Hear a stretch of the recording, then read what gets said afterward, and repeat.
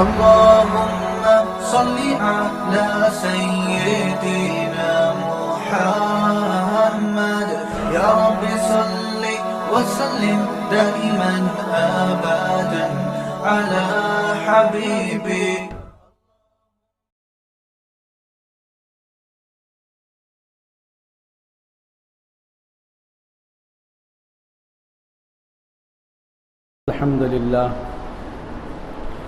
الحمد لله رب العالمين والعاقبة للمتقين والصلاة والسلام على سيد الأنبياء والمرسلين وعلى آله وأصحابه أجمعين. أما بعد فأعوذ بالله من الشيطان الرجيم. بسم الله الرحمن الرحيم. وذروا ظاهر الإثم وباطنه إن الذين يكسبون الإثم سيجزون بما كانوا يقترفون. وعن عقبة بن عامر رضي الله عنه قيل من نجاة يا رسول الله صلى الله عليه وسلم قال صلى الله عليه وسلم أملك عليك لسانك وَلْيَسْعَكَ بَيْتُكَ وَابْكِ عَلَى خَطِيئَتِكَ او كما قال علیہ الصلاۃ والسلام. واجب التکریم بزرگوں اور میرے عزیز دینی بھائیوں، پردہ نشین میری ماں بہنوں، اس دنیا کے اندر ہر انسان خواہ مال و دولت کے اعتبار سے امیر رئیس کیوں نہ ہو، ملک و مال والا کیوں نہ ہو، صاحب اقتدار کیوں نہ ہو، بہرحال وہ اللہ کا بندہ اور اس کا غلام ہے، اور اللہ کا بندہ اور اس کے غلام ہونے کے ناطے عاجز ہے، ناتواں ہے، بے بس ہے. خود اللہ فرما رہے ہیں یا ایھا الناس انتم الفقراء الی اللہ، اے لوگو تم سب کے سب اللہ کے محتاج ہو. اور اللہ تعالیٰ کی مدد اور اس کی نصرت کے لیے اللہ کو راضی کرنے والے اعمال زندگیوں میں ہوتے ہیں تو اللہ راضی خوش ہوتے ہیں. ایک تو اللہ کو راضی کرنے والے اعمال، اور دوسرے اللہ کو ناراض کرنے والے گناہ کے کاموں سے بچنا، اجتناب. پھر ہم کو کیسے معلوم ہو کہ اللہ کو راضی کرنے والے اعمال کون سے ہیں؟ ظاہر سی بات ہے، اس کے لیے انسان محتاج ہے علم صحیح کا، اور علم صحیح کے لیے انسان محتاج ہے علماء کرام کی صحبت، ان کی سنگت کا. حضرت جی مولانا الیاس صاحب رحمۃ اللہ علیہ نے جس درد و سوز کے ساتھ، کڑھن کے ساتھ دعوت و تبلیغ کے کام کی شروعات کی، حضرت کی فکروں میں یہ فکر بھی غالب تھی. حضرت فرماتے تھے میں چاہتا ہوں کہ ہر جماعت جو اللہ کے راستے میں نکلے، ہر جماعت کے ساتھ ایک عالم دین ہو، تاکہ لوگ اس سے علم دین کے مسائل سیکھیں، ضروریات دین معلوم کریں. اور فرمایا میں چاہتا ہوں کہ ہر جماعت کے ساتھ ایک قاری ہو، ایک مجود ہو، تاکہ لوگ اس کے ذریعے سے قرآن کی تصحیح کریں. یہ ضرورت ہے. اللہ معاف فرمائیں، اگر انسان کی ضرورت صحیح نہج پر قرآن حدیث کی روشنی میں اگر انسان کی رہبری رہنمائی نہیں ہوگی تو انسان بدعات اور خرافات اور رسومات اور جاہلیات کی دلدل میں انسان مبتلا ہو جاتا ہے، اور ایسا مبتلا ہوتا ہے کہ پھر انسان اس کو نہ گناہ سمجھتا ہے نہ بدعت سمجھتا ہے۔ ہمارے استاذ مولانا محفوظ الرحمان صاحب رحمۃ اللہ علیہ حضرت فرمایا کرتے تھے کہ ایک شرابی کو شراب سے توبہ کی توفیق ہو سکتی ہے، ایک زانی کو زنا سے توبہ کی توفیق ہو سکتی ہے، ایک چور کو، ایک ڈکیت کو اپنے جرائم، اپنے کرائم بھری زندگیوں سے، گناہ سے توبہ کی توفیق ہو سکتی ہے، لیکن ایک ایسا شخص جس نے غیر دین کو دین سمجھ لیا، قرآن کریم کی زبان میں وَهُمْ يَحْسَبُونَ أَنَّهُمْ يُحْسِنُونَ صُنْعًا، کر تو رہے ہیں تو غلط، لیکن سمجھ رہے ہیں ہم اچھا کر رہے ہیں، اور اسی کا نام بدعات ہے، خرافات اسی کا نام ہے۔ بدعات اور خرافات کے دلدل میں انسان جب ڈوب جاتا ہے تو اس کو اس سے توبہ کی توفیق نہیں ہوتی، اس لیے اس کو گناہ سمجھتا ہی نہیں ہے، اس کو گناہ سمجھتے ہی نہیں، اس کو اچھا سمجھتے۔ اس کے لیے میرے بھائیوں، انسان محتاج ہے علم صحیح کا، اور علم صحیح کے لیے انسان محتاج ہے علماء کرام کی صحبت سنگھٹ کا، اور جب انسان علم صحیح حاصل کرے گا، علم صحیح کا اہتمام کرے گا، حصول کا اہتمام کرے گا، تو انسان کی زندگی میں معلومات آئیں گی، فرائض کیا ہیں، واجبات کیا ہیں، سنن کیا ہیں، مستحبات کیا ہیں، یہ ساری چیزیں حاصل کرنے سے معلوم ہوں گی۔ اور حضور اکرم صلی اللہ علیہ وسلم نے اسی کو فرمایا، طلب العلم فریضۃ علی کل مسلم، علم کا حاصل کرنا ہر مسلمان کے اوپر فرض ہے۔ علامہ شامی رحمۃ اللہ علیہ نے لکھا ہے کہ وَاعْلَمْ أَنَّ قَدْرَ الْفَرْضِ مِنَ الْعِلْمِ عِلْمُ الْعَقَائِدِ وَالطَّهَارَةِ وَالصَّوْمِ وَالصَّلَاةِ فَمَنْ لَمْ يَتَعَلَّمْ قَدْرَ الْفَرْضِ يُؤْخَذُ عَنْهُ يَوْمَ الْقِيَامَةِ وَمَنْ لَمْ يُعَلِّمْ أَوْلَادَهُ يُسْأَلُ عَنْهُ يَوْمَ الْقِيَامَةِ۔ لکھا ہے کہ ہر بالغ مرد عورت اس کی بھی فکر کرنی چاہیے کہ ہمارے یہاں جس طرح بنین لڑکوں کی اور مردوں کی تعلیم و تربیت کا بہت اہتمام ہے، مدارس ہیں، مکاتب ہیں، اجتماعات ہیں، ان سے کہیں زیادہ عورتوں کی تعلیم و تربیت کا بھی اہتمام ہونا چاہیے۔ عورتوں کی تعلیم و تربیت کا اہتمام نہیں ہوگا تو مردوں کے بننے سے عورت نہیں بنے گی، ایک عورت بنے گی تو مردوں کو بنائے گی۔ ایک عورت کی زندگی میں دینداری ہوگی، خوف خدا ہوگا، نماز روزے کا اہتمام ہوگا، ذکر تلاوت کی پابندی ہوگی، عشق الہی اور سنت نبوی کا جذبہ ہوگا، تو ایک عورت بنائے گی تو پورے گھر کو بنائے گی۔ اسی کو کہنے والے کہتے ہیں مرد پڑھا فرد پڑھا، مرد پڑھا فرد پڑھا، عورت پڑھی پورا خاندان پڑھا۔ تو اس کی آج ضرورت ہے۔ اللہ ہم سب کو عمل کی توفیق عطا فرمائے کہ ہم اس جانب پیش رفت کریں۔ عورتوں کے سلسلے میں ہمارے پاس حضرت مولانا یونس صاحب رحمۃ اللہ، جو ہمارے مہاراشٹر کے پورے امیر جماعت تھے، حضرت فرماتے تھے کہ اس وقت دنیا میں مردوں سے زیادہ عورتیں ہیں، مردوں سے زیادہ عورتیں ہیں اور عورتوں سے زیادہ بچے، اور دونوں طبقے بچوں کے اور مردوں کی صلاح و سدھار موقوف ہے عورتوں کی صلاح و سدھار پر۔ اس کے لیے عورتوں میں بھی محنت کی ضرورت ہے۔ اللہ ہم سب کو عمل کی توفیق عطا فرمائے۔ میں یہ کہہ رہا تھا کہ ایک انسان کی زندگی میں معلومات آنے کا ذریعہ، علامہ شامی رحمۃ اللہ علیہ نے لکھا ہے وَاعْلَمْ أَنَّ قَدْرَ الْفَرْضِ مِنَ الْعِلْمِ عِلْمُ الْعَقَائِدِ۔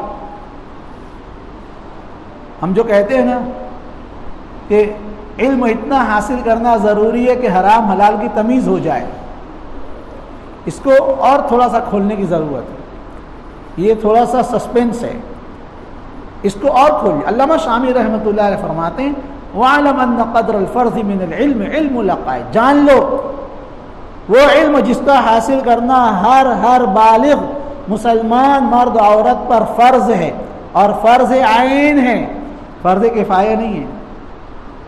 ابھی ہم نے جو عشاء کی نماز پڑھی ہے فرض عین ہے، یہ ہر کسی کے اوپر کمپلسری ہے۔ اور محلے میں کوئی میت ہو جائے تو کچھ لوگ مل کر نماز جنازہ پڑھ لیں تو ادا ہو جائے گی، وہ فرض کفایہ ہے۔ کچھ لوگوں کے مل کر پڑھ لینے سے وہ ادا ہو جاتی ہے، لیکن 5 وقت کی نماز وہ فرض کفایہ نہیں ہے۔ ابا پڑھ لیے تو بیٹے کی طرف سے ادا ہو گئی، بڑے بھائی نے پڑھ لیا تو چھوٹے بھائی کی طرف سے ادا ہو گئی، اماں نے پڑھ لیا تو بیٹی کی طرف، ایسا نہیں ہے، یہ فرض عین ہے، ہر ایک کو ادا ہے۔ اسی طرح علم کا یہ درجہ حاصل کرنا فرض عین ہے۔ عقیدے کا علم، پاکی ناپاکی کا علم، صلاۃ، نماز، روزہ، حج، زکوٰۃ، ظاہر سی بات اس کے بغیر زندگی کیسے چلے گی؟ اللہ تعالیٰ کی مدد کے آنے کا راستہ اللہ نے فرما دیا، ایاک نعبد و ایاک نستعین، اللہ ہم آپ کی عبادت کرتے ہیں اور آپ ہی سے مدد طلب کرتے ہیں۔ عبادت کیا ہے جی؟ عبادت کیا ہے؟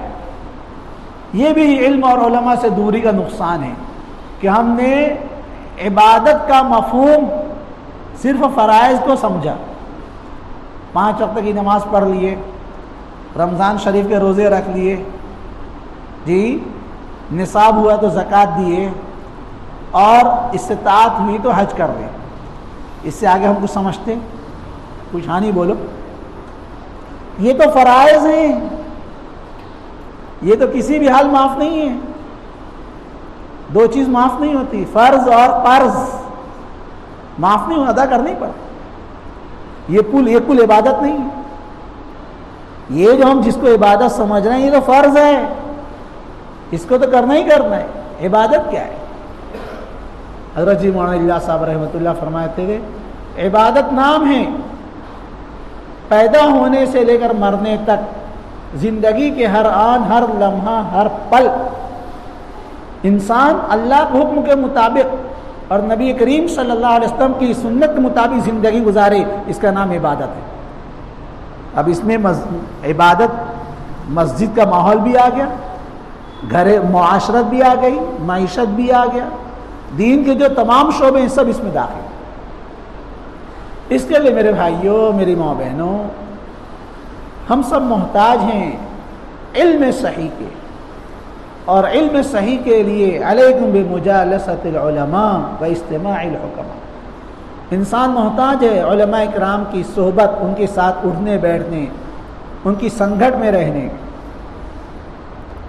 اور جب یہ چیز حاصل ہو جائے گی تو اب انسان کی زندگی میں عمل کیسے آئے؟ اور آج معاملہ یہیں پر پانی مار رہا ہے، پانی یہیں پر مار رہا ہے۔ معلومات بہت ہے لیکن معمولات، جی معمولات نہیں ہے۔ حالانکہ معلومات کس لیے ہے؟ معلومات تو معمولات کے لیے۔ آپ وضو بنا رہے، کیوں بنا رہے؟ جی نماز پڑھنے کے لیے، نماز پڑھ ہی نہیں رہے، وضو پر وضو، پھر وضو بنا رہے، پھر وضو بنا رہے۔ تو وضو بنانے کا مقصد کیا رہا جب آپ نماز نہیں پڑھ رہے؟ وضو تو ذریعہ ہے نماز کے لیے، اسی طرح علم ذریعہ ہے عمل کا۔ جی اس کے لیے علم تو اس لیے تک انسان کی زندگی میں عمل ہو اور عمل صحیح ہو۔ اللہ معاف فرمائے۔ اچھا میں یہاں پر ایک بات یہ بتلا دوں کہ آج جو ہے نا، جو بیسک بنیادی باتیں ہیں وہ اچھے لوگوں کو معلوم نہیں۔ غسل میں کتنے فرائض معلوم نہیں، وضو میں کتنے فرائض معلوم نہیں، وضو میں نواقض کون کون سے ہیں جن سے وضو ٹوٹتا ہے معلوم نہیں۔ غیر ضروری باتوں میں الجھنے کا ہم کو بہت شوق ہے، غیر ضروری باتوں میں، جس سے نہ عمل کا تعلق نہ آخرت کا تعلق۔ میں مثال نہیں دوں گا، بس بغیر مثال کے میں کہہ رہا ہوں۔ میں اللہ معاف فرمائے کہ مزاج بن گیا، 2 لوگ کہیں پر بیٹھیں گے تو اب صاحب اپنی معلومات بگھارنے کے طور پر کہ مجھ کو بھی کچھ آتا، میں بھی کتنا بڑا علامہ ہے، اب بات سے بات چلے گی، وہ سامنے والا خاموش بننا لگے، وہ بولے گا ہاں مجھ کو بھی، اب دونوں کی بحثا بحثی ہو جاتی جی. اب جب گٹی اٹک جاتی ہے تو پھر مولوی مولانا یاد آتے ہیں، فون کرتے مولانا آپ کہاں ہیں؟ یہاں پہ. انہیں ایک مسئلے میں بحث ہو رہی تھی تو ایسا میں ان سے پوچھنا عشاء کی نماز پڑھے؟ نہیں نہ مولانا، اللہ بندے عشاء کی نماز پڑھنا فرض ہے، رکامی بحث کرنا فرض. امام مالک رحمۃ اللہ علیہ امام دار الہجرہ کہلاتے ہیں جی. کتنے فضائل ہیں، مناقب ہیں، کسی اور موقع پر بیان کروں گا. امام مالک رحمۃ اللہ علیہ کے بارے میں آتا ہے کہ ایک مجلس میں ان سے 80 یا 70 سوالات کیے گئے، صرف 6 سوالات کے جوابات دیے گئے اور بقیہ کے بارے میں کہہ دیا لا ادری معلوم نہیں. کیوں؟ جو ضرور پہلے اس کو تو حاصل کرو بھائی. اس لیے اللہ ہم سب کو عمل کی توفیق عطا فرمائے. آج علماء کرام کی صحبت جب میسر ہو جائے تو غنیمت سمجھنا چاہیے. میسر چو مرا صحبت بجان عاشقاں آید، ہمیں بینم کے جنت بر زمیں از آسماں آید. جب اللہ والوں کی صحبت میسر ہو جاتی ہے تو ایسا لگتا ہے کہ جنت آسمان سے زمین پر آئی. حضرت جی مولانا یوسف صاحب رحمۃ اللہ ایک سفر سے واپس ہو رہے ہیں تو سہارنپور یا کسی جگہ حضرت اترے. اب مجمع آپ کے پیچھے دوڑ رہا ہے آپ سے مسافہ لینے کے لیے، جیسا عوام کا مزاج ہے جی. لیکن دیکھو حضرت جی مولانا یوسف صاحب رحمۃ اللہ علیہ کو اللہ تعالیٰ نے لسان التبلیغ بنایا تھا، تبلیغ کی زبان بنایا تھا. مفکر اسلام المسلمین حضرت مولانا سید ابو الحسن علی میاں ندوی رحمۃ اللہ علیہ جیسے جہاں دیدہ شخص فرماتے ہیں کہ حضرت جی مولانا یوسف صاحب رحمۃ اللہ علیہ کے بیانات کو سن کر ایسا لگتا ہے کہ حضرت مولانا یوسف صاحب حضرات صحابہ کرام کے عزم و یقین کے ساتھ بیان فرما رہے ہیں. اللہ اکبر جی. جان دے دی ہوئی اسی کی تھی، حق تو یہ ہے کہ حق اللہ کے راستے میں انتقال کر. تو حضرت جی مولانا یوسف صاحب رحمۃ اللہ علیہ کیا کہہ رہا تھا معلوم نہیں. حضرت جی مولانا یوسف صاحب رحمۃ اللہ علیہ ایک سفر سے واپسی پر آئے. اب مجمع حضرت فرما رہے ہیں ارے مفتی محمود صاحب کا ہے، مفتی محمود گنگوئی صاحب کا ہے. یہ ہمارے بہت بڑے بزرگ ہیں مفتی محمود الحسن صاحب گنگوئی رحمۃ اللہ علیہ، مفتی اعظم کہا جاتا تھا ان کے ساتھ. مفتی محمود صاحب گنگوئی رحمۃ اللہ، بھائی مفتی محمود صاحب ادھر، مفتی محمود صاحب ادھر آؤ. حضرت تشریف لائے. ارے بھائی مفتی محمود صاحب مجھ کو اس مسئلے کے بارے میں مجھ سے آپ کو بولنا تھا، اچھا آپ کی ملاقات ہوئی، مجھ کو مسئلہ بتلائیے. اب بتلائیے. سوچیے یہ تھا تحقیق، یہ تھا ضرور علم حاصل کرنے کا جذبہ، ولولہ. میں یہ کہہ رہا تھا کہ یہ چیز انسان کے اندر حاصل ہوتی ہے جی. ایک تو انسان بچپن میں علم حاصل کیا جی، اب بچپن میں نہیں حاصل کیا تو بچپن میں حاصل کرو.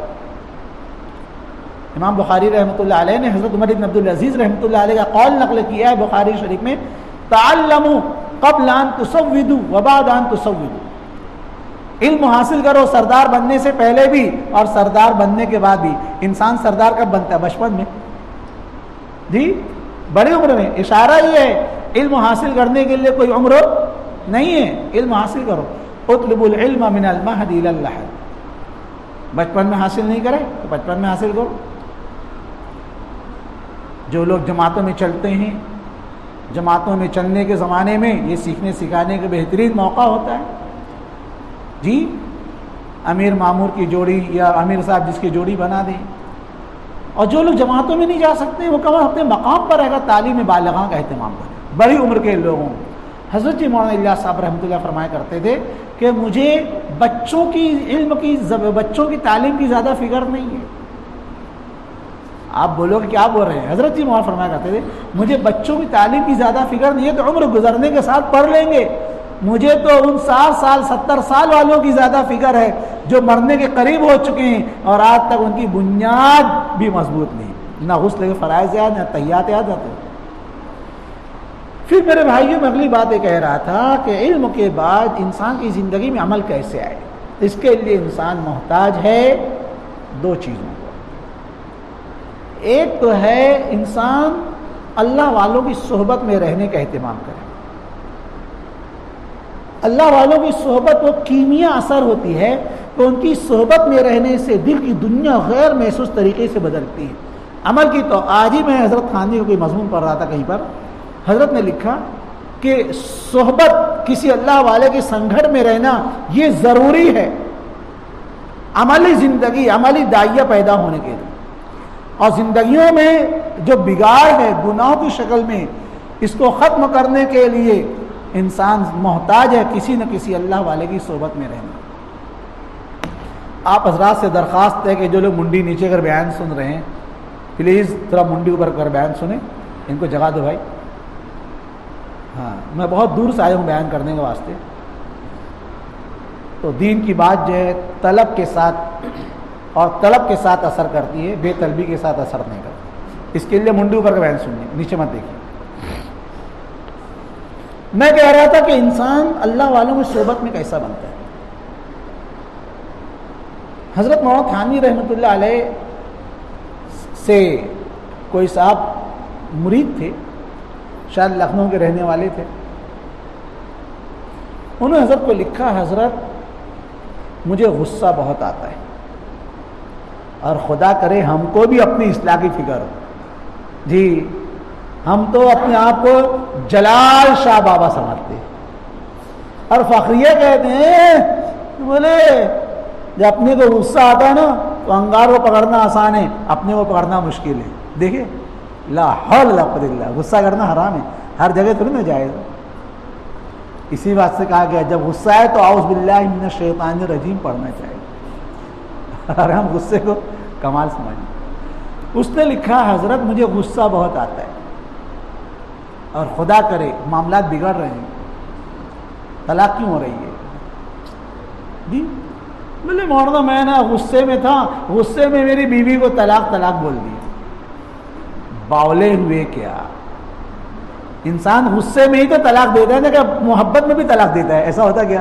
میری بیوی تو میرے بازو میں بیٹھ، تو مجھ کو بہت اچھی لگتی، تو مجھے بہت پیاری ہے، لیکن کیا کروں جا میں تو طلاق. ایسا بھی طلاق ہوتے رہتا کیا؟ ابھی غصے میں تو طلاق ہوتا ہے نا. اور ایک بات اور سمجھو، ابھی ایسا ہے کہ میں تو قرآن کی آیت اور حدیث دوسری پڑھا تھا، لیکن مفتی صاحب کی توجہ کام کر رہی ہے میں، اور جو مفتی صاحب بلوانا چاہ رہے ہیں اللہ مجھ سے بلا رہے ہیں. طلاق کے بارے میں ایک حدیث میں سناتا ہوں. حضور اکرم صلی اللہ علیہ وسلم نے فرمایا ثلاث جدہن جد وحزلہن جد. تین چیزیں ایسی ہیں جو مذاق میں بولی جائے تب بھی ہو جاتی ہیں، سیریسلی بولی جائے تب بھی ہو جاتی ہیں. النکاح والطلاق والعتاق، نکاح، طلاق اور آزادی. ہمارے بزرگ ہیں مفتی عمر جون پوری صاحب دامت برکاتہم، بہت بڑے صاحب نسبت ہیں، ولی کامل بزرگ ہیں. حضرت کا وعظ ہوتا تھا بمبئی کی نور مسجد میں، 4 راستہ ڈونگری نور مسجد کھوجا قبرستان کے بازو سے، وہاں پر حضرت کا ہر اتوار کو وعظ ہوتا ہے. حضرت نے فرمایا میں ایک مرتبہ میں نے وعظ میں بیان کیا کہ اگر کوئی شخص ہنسی میں بھی مذاق میں بھی طلاق دے دے تو بھی طلاق ہو جاتا ہے. بیان ہو گیا. بیان کے بعد ایک ایجوکیٹڈ انگریزی تعلیم یافتہ نوجوان میرے پاس آیا. نقصان یہی ہے انگریزی تعلیم حاصل کرنے کی تو فکر کی، لیکن دین کی تعلیم حاصل کرنے کی فکر نہیں کی. ایک انگریزی تعلیم یافتہ نوجوان میرے پاس آیا، کہنے لگا بولے مفتی صاحب جو آپ نے کہا کہ مذاق میں بھی طلاق دی طلاق ہو جاتا، کیا صحیح ہے؟ میں نے کہا حضرت بھائی اس سے بڑی بات ہے، تحریر سنا دیا میں نے ثلاث جدہن جد. بولے پھر تو میں نے اپنی بیوی کو کتنی مرتبہ مذاق میں طلاق بول دیا. پھر حضرت فرماتے میں نے کہا پھر ہے نا تیری بیوی طلاق سے تیرے نکاح سے نکل گئی. اللہ معاف فرما، امت کو یہ مسئلہ نہیں معلوم، امت کو مسئلہ نہیں معلوم. نکاح طلاق کے مسائل جی. اور معاملہ ون سائڈ نہیں، دوسری طرف بھی جہالت ایسی ہے. ایک پنچایت میں میں بیٹھا طلاق کے معاملے میں، تو جینٹس کا بیان سننے کے بعد میں نے لیڈیز سے کہا بولو بہن پردے میں تم کو کیا بولنا ہے؟ بولے مجھ کو طلاق قبول ہی نہیں ہے، وہ 1000 مرتبہ بھی طلاق دے تب بھی میں طلاق نہیں لوں گی. واپس کر دیا میں طلاق. اب بتلائیے, آپ کو معلوم ہے طلاق عورت کے قبول کرنے پر موقوف ہے نہیں, یہ تو بندوق کی گولی ہے, نکل گئی سو نکل گئی. سوچیے آج امت کتنی جہالت ہے. تو میں کہہ رہا تھا میرے بھائیوں کہ آج ہم لوگوں کو معاملات کہاں سے بگڑ رہے ہیں, غصہ بہت آتا ہے جی. اور میں ایک بات بتاؤں, اسی غصے کا اگلا اسٹیپ ہے کیا, ڈپریشن, ٹینشن. اس کا اگلا اسٹیپ ہے ڈپریشن جی. پھر اسی کا اگلا اسٹیپ ہے صاحب ہارٹ. یہ سب غصے کی وجہ سے ہوتا ہے. انسان نارمل رہنا سیکھے جی. حضور اکرم صلی اللہ علیہ وسلم فرمایا لیس الشدید بالسرعہ ولکن الشدید الذی یملک نفسه عند الغضب. پہلوان وہ نہیں جو سامنے والے کو پچھاڑ دے, پہلوان تو وہ جو غصے کے وقت اپنے آپ پر قابو کر لے. بڑے موذی کو مارا, نفس امارہ کو گھر مارا. اللہ معاف فرمائے, ہوتا نہیں ہے, ہوتا. اور معاف کیجیے گا, ہم لوگ باہر تو باعزید بنے پھرتے ہیں, السلام علیکم وعلیکم السلام, خیریت سے, الحمدللہ, ماشاءاللہ. اور جب گھر میں آتے ہیں تو پھر معاف کیجیے گا ہماری خانگی زندگی کیسی ہے. حضور اکرم صلی اللہ علیہ وسلم تو فرماتے ہیں خیرکم خیرکم لأہلہ وانا خیرکم لأہلی. حضور علیہ السلام فرماتے ہیں تم میں سب سے اچھا انسان وہ ہے جو اپنے گھر والوں کے ساتھ اچھا. پھر حضور اپنی زندگی کو بطور آئیڈیل فرما رہے ہیں وَأَنَا خَيْرُكُمْ لِأَهْلِي, میں تم تمام لوگوں میں اپنے گھر والوں کے ساتھ سب سے اچھا ہوں جی. آج ہمارا معاملہ اللہ معاف فرمائے. باہر تو ہم سینکڑوں سلام کرتے ہیں, گھر جاتے اللہ معاف فرمائے سلام بھی نہیں کرتے. حالانکہ روزی کی برکت کے اسباب میں سے یہ ہے کہ انسان جب گھر میں جائے وہ سلام کرے. آپ کو معلوم ہے نہیں معلوم ہے, نہیں معلوم ہے تو عمل کیجیے, سن لو. روزی کے برکت کے اسباب میں سے انسان جب گھر میں جائے تو آواز سے سلام کرے. گھر میں جاتے ہیں تو اللہ معاف فرمائے, سلام کے غالم بولوچ کہ شیر کی آمد ہے کہ رن کانپ رہا ہے, رن ایک طرف چرخ کوہن کانپ رہا ہے, بیوی جا کر کچن کو چھپ رہی, بچے جا کر ادھر چھپ رہے کونے, باپ آیا کہ بابر آیا معلوم ہے. یہ ہماری معاشرت ہے. اچھی بات نہیں میرے بھائیوں, زندگی میں صفات پیدا کرنے کی ضرورت ہے. تو آخری بات میں بیان جب ختم کر دوں کہ اس نے لکھا حضرت کو کہ حضرت مجھ کو غصہ بہت آتا ہے. حضرت نے فرمایا کہ تمہارے شہر میں ایک صاحب ہیں جو فلاں جگہ پان کی دکان کرتے ہیں, پان کی دکان کرتے ہیں, تم ان کے پاس جا کر تھوڑی دیر بیٹھا کرو. ماننے کا جذبہ تھا, منوانے کا جذبہ نہیں تھا.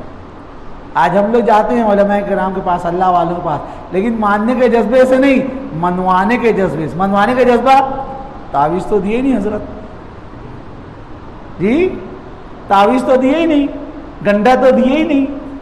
اللہ کے بندو, اللہ کی بندیوں, اللہ اس کے رسول کے احکام پر عمل کرنا سب سے بڑی تعویذ ہے. اس سے بڑی تعویذ کیا ہو سکتی جی. ہمارے دادا پیر حضرت مولانا شاہ ولی اللہ صاحب رحمۃ اللہ فرمایا کرتے تھے کہ یہ تعویذ یہ تو چھوٹے بچوں کے واسطے ہے جو نہ آیت الکرسی پڑھ سکتے, نہ سورہ فلق سورہ ناس پڑھ سکتے, اور بڑی عمر کے لوگوں کے لیے تو اللہ نے سورہ فلق سورہ ناس نازل فرمائی نا جی. تو ماننے کا جذبہ نہیں رہا, اللہ معاف فرمائے, منوانے. اللہ ہم سب کو ماننے کا جذبہ عطا فرمائے, ہم سب کو ماننے والا بنا دے. انما کان قول المؤمنین اذا دعوا الى الله ورسوله ليحكم بينهم ان يقولوا سمعنا واطعنا. اہل ایمان کی شان بیان کی جا رہی. ایمان والوں کی شان یہ ہے کہ جب ان کو کہا جاتا ہے انما کان قول المؤمنین اذا, جب ان کو بلایا جاتا ہے اللہ اس کے رسول کی جانب تاکہ اللہ اس کے رسول ان کے درمیان فیصلہ کریں, تو کہتے ہیں سمعنا ہم نے سنا اور ہم نے مان لیا. وہ یہود نصارہ تھے جو سمعنا وعصینا, ہم نے سنا اور نہیں مانا. اللہ ہماری حفاظت فرمائے. ماننے کا جذبہ. حضور اکرم صلی اللہ علیہ وسلم ایک حدیث میں فرماتے ہیں کل امتی یدخلون الجنت الا من ابا. حضور علیہ السلام فرماتے ہیں میری امت کے تمام لوگ جنت میں جائیں گے سوائے ان لوگوں کے جو انکار کر دیں. قیل من ابا یا رسول اللہ, پوچھا کہ اللہ رسول جنت میں آنے سے کون انکار کرے گا؟ جی آپ نے فرمایا من اطاعنی دخل الجنہ, جس نے میری اطاعت کی, میری فرما برداری کی, دخل الجنہ, وہ تو جنت میں داخل ہوگا.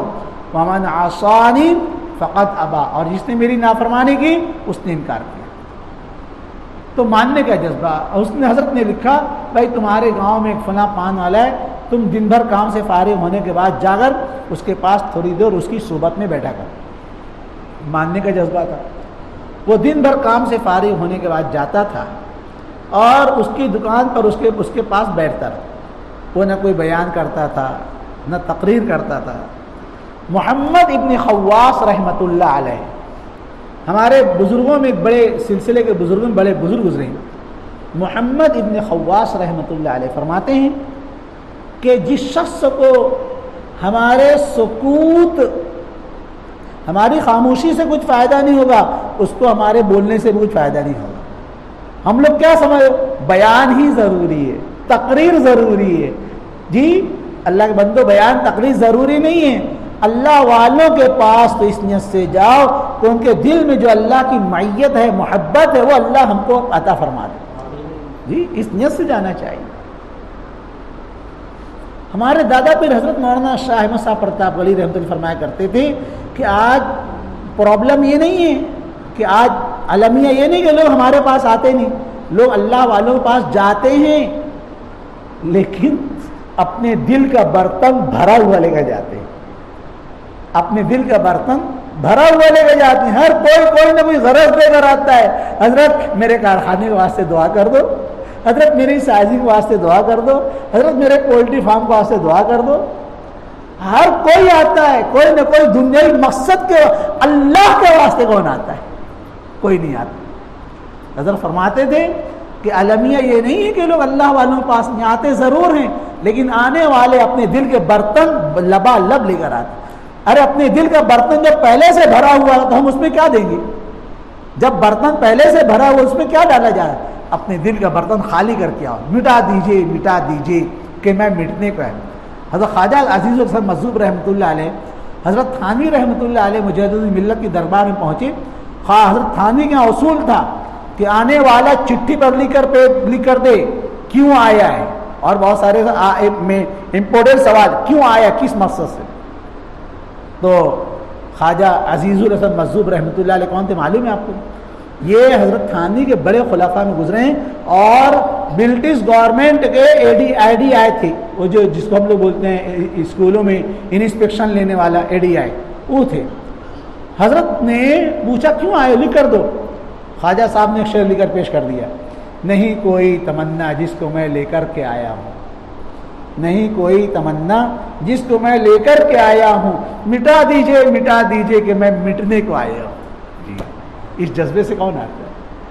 حضرت مولانا احمد صاحب پرتاپ گڑھی رحمۃ اللہ فرمایا کرتے تھے کہ لوگ آتے ضرور ہیں لیکن ہر کوئی اپنے دل کا برتن پہلے سے بھرا ہوا لے کر آتا. اس مقصد اللہ مل جائے, اللہ کی محبت مل جائے, اللہ کو تلاش کرنا سے کون آتا. تو اس بنا پر میں کہہ رہا تھا کہ وہ بندہ وہ پان والے کے پاس جاتا تھا, آتا تھا, نہ بیان کرتا نہ تقریر. وہی کہہ رہا تھا بیان تقریر نہیں, اپنا پان کی دکان کرتا تو اس کے پاس بیٹھا اٹھ واپس آ جاتا. وقت گزرنے کے ساتھ ساتھ دل کی دنیا میں تبدیلی پیدا ہونے شروع ہو گئی, غصہ کم ہونے لگا. جی غصہ کم ہوتے ہوتے ختم ہونے لگا. اب اس کو بہت خوشی ہے, بہت بڑی بات ہے کہ حضرت کے فارمولے پر عمل کرنے سے الحمدللہ غصہ, اس لیے غصہ جو ہے نا صرف گھر کی نہیں, انسان غصہ والا ہوگا نا جہاں جائے گا وہاں لڑائی جھگڑائی کرے گا, دکانداری کرے گا وہاں مار پیٹ کرے گا, راستہ چلے گا مار پیٹ, مسجد میں جائے گا وہاں مار پیٹ کرے گا. غصہ حرام ہے. اب غصہ کم ہوتے ہوتے ختم ہو گیا. اس نے حضرت حکیم الامت تھانوی رحمۃ اللہ علیہ کو لکھا, حضرت آپ نے جو فارمولہ بتلایا تو بہت تیر بہدف رہا, بہت پوائنٹ ٹو پوائنٹ رہا, کارگر ہوا, لیکن حضرت کیسے؟ اس نے نہ کوئی غصے کی مذمت سنائی, نہ غصے کے نقصانات سنایا, نہ کوئی بیان سنایا, نہ کوئی تقریر سنائی. کیسے ایسا ہو گیا؟ حضرت نے فرمایا بھئی آم کھانے سے کام جی آم کھانے سے کہا بس ختم معاملہ؟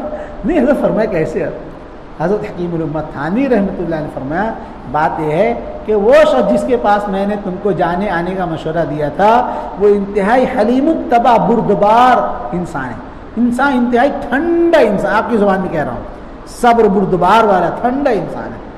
اور اللہ تعالیٰ نے صحبت میں تاثیر رکھی ہے کہ انسان جیسے لوگوں صحبت میں رہتا ہے ویسی اس کے اندر تاثیر پڑتی. آج دین ہماری زندگیوں میں آ جائے، صفات ہماری زندگیوں میں آ جائیں، احکام ہماری زندگیوں میں آ جائے، اس کے لیے علم کے حصول کی محنت کے ساتھ ساتھ اللہ والوں کی صحبت کی ضرورت ہے. انسان اپنا وقت فارغ کرے. جی حضرت مولانا شاہ حکیم اختر صاحب رحمۃ اللہ علیہ نے تو فرمایا کہ تم اللہ والوں کے ساتھ رہو، کتنا رہو؟ سوال پیدا ہو کتنا رہو. اب تو مصروفے کا زمانہ ہے صاحب. پہلے کے زمانے میں لوگ ایسا تھا کہ لوگ اپنے مشائخ کی صحبت میں جا کر چلہ دو چلہ تین چلہ پڑ جاتے تھے. جی جب تک اصلاح نفس نہیں ہوتا تھا. تو اس وقت بھی اس کی ضرورت ہے کہ ہم اپنے جس کاروبار میں ہوں، جس ماحول میں ہوں، اس ماحول میں رہتے ہوئے ہم اپنے گرد و پیش کا جائزہ لیں. اپنے گرد و پیش، اپنے آس پاس میں کوئی صاحب نسبت، کوئی اللہ والا مل جائے تو اپنا کچھ نہ کچھ وقت فارغ کر کے، بھلے سے بیان کے بہانے کیوں نہ ہو، درس و قرآن کے بہانے سے کیوں نہ ہو، جی جماعت کے اجتماع کے بہانے سے کیوں نہ ہو، کسی نہ کسی بہانے سے کچھ نہ کچھ وقت فارغ کر کے ہمیں اللہ والوں کی صحبت میں رہنے کا اہتمام کرنا چاہیے. اور دوسری چیز یہ ہے کہ انسان کچھ نہ کچھ اللہ کرنے کا اہتمام کرے، جس کو ذکر کہتے ہیں. کچھ نہ کچھ ذکر اذکار کا اہتمام کرے، پابندی کرے کہ ذکر اذکار کی محنت سے دل کی دنیا نرم ہوتی ہے. دل کی دنیا نرم ہوتی ہے، ماننے کا جذبہ پیدا ہوتا ہے، گناہوں کے چھوڑنے میں آسانی پیدا ہوتی ہے. اس کے لیے اللہ والوں نے ہر زمانے میں ان دو چیزوں کو خصوصاً امت کی ظاہری باطنی تمام بیماریوں کا علاج بتلایا. ایک تو کثرت ذکر اللہ اور دوسرے صحبت اہل اللہ، کہ انسان اللہ والوں کی صحبت میں رہے، آئے جائے اور ان کے بتانے کے مطابق زیادہ سے زیادہ ذکر اذکار کا اہتمام کرے. اللہ تعالیٰ سے دعا ہے اللہ تعالیٰ ہم سب کو ان باتوں پر عمل کی توفیق عطا فرمائے.